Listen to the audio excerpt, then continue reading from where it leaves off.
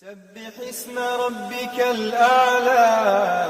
الذي خلق فسوى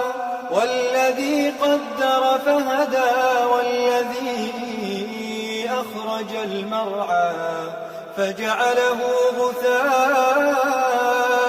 أحوى سنقرئك فلا تنسى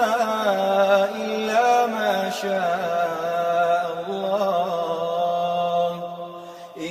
إنه يعلم الجهر وما يخفى ونيسرك لليسرى فذكر إن نفعت الذكرى سيذكر من يخشى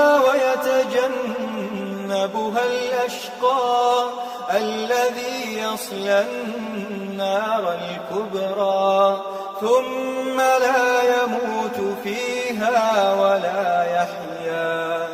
قد أفلح من تزكى وذكر اسم ربه فصلى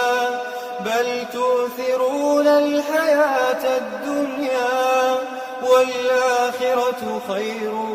وأبقى